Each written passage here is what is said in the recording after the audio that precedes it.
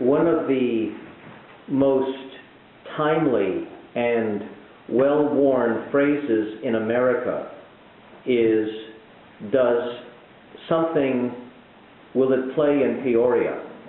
And certainly the acid test for that phrase is whether a presentation that argues that God does not exist will play in Peoria. So if anything can test the receptivity of perhaps the most controversial point of view in America today, in the heartland of America, today will be our experiment. But before I launch into the arguments against the existence of a supernatural being, I want to set forth a few parameters. First of all, if any of you are religious, I am completely unarmed.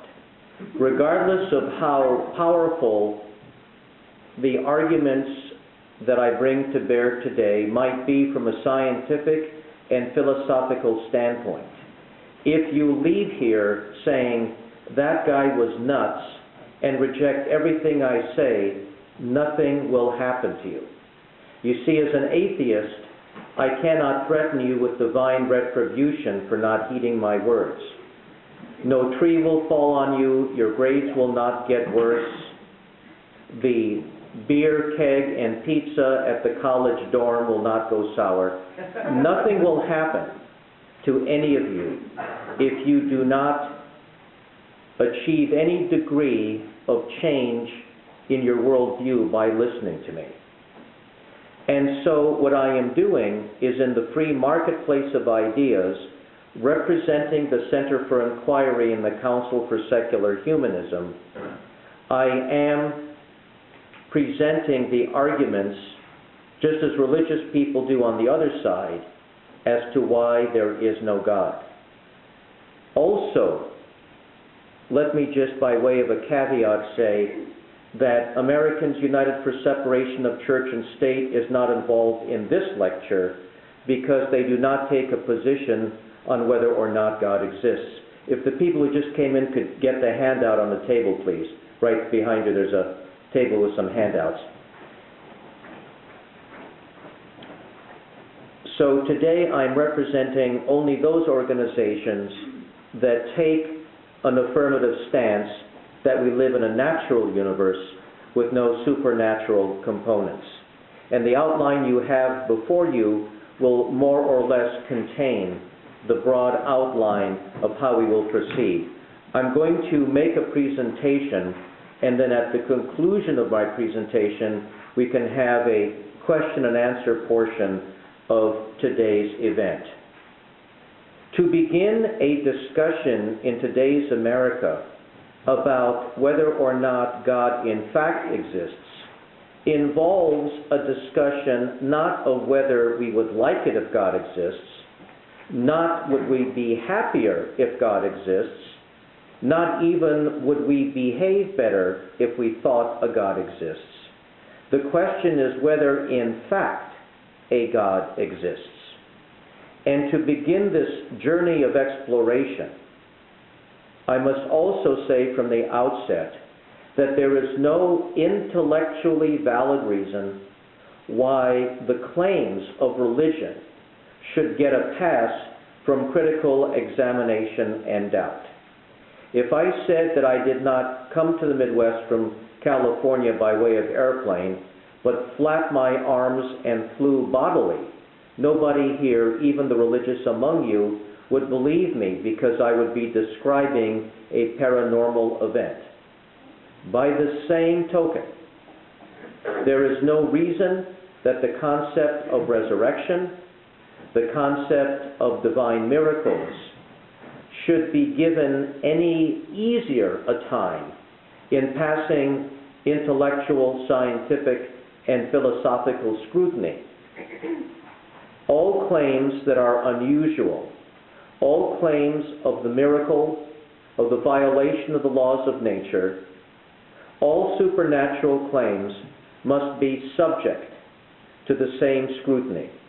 And there's no legitimate basis for saying that claims of UFOs deserve skepticism, but religious claims deserve some kind of free ride, and that it is somehow impolite to subject them to the same crucible of analysis. And so, this afternoon's presentation will involve treating the question of God's existence the same way we treat any other factual question. There is no reason why the moment someone cloaks their assertion that God exists in some proclamation of holiness, that analytically their claim deserves any special treatment. Any question of fact is subject to doubt and research. And God claims do not deserve any different treatment in the name of intellectual, across-the-board consistency. First, let's look at point number one about the supernatural. It does not exist.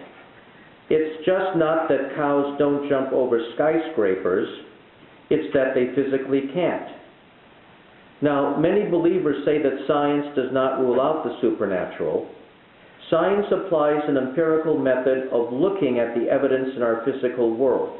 Upon examination, the scientific method results in rejecting supernatural claims, and that is as a result not of predetermined dogma on the part of science, but based upon an examination of what's real and what's not. Throughout human history, there has not been a single verified, proven instance of a supernatural occurrence. There never, ever has been such a thing.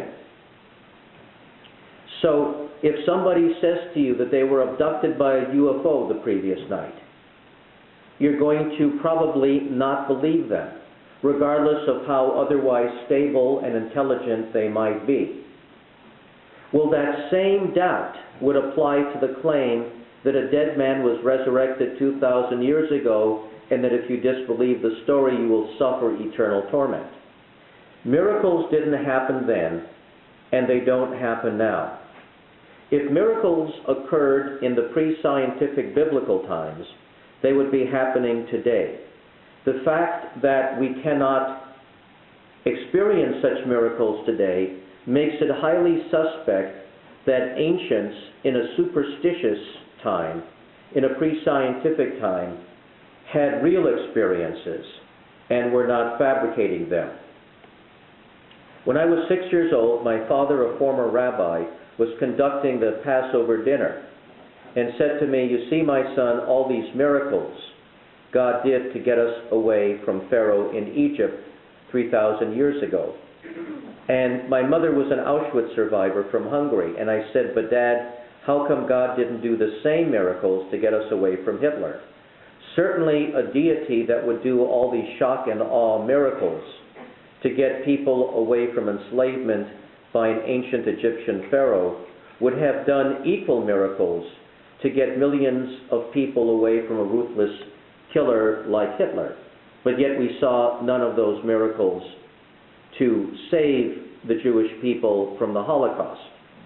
And so that makes it very suspect that the supposed miraculous exodus from Egypt is a fabricated story, because a deity that would do so many things to an ancient pharaoh to demonstrate the miraculous, just so a supposed chosen people could obtain their freedom, would also do the same things to a Hitler who was not just enslaving, but massacring.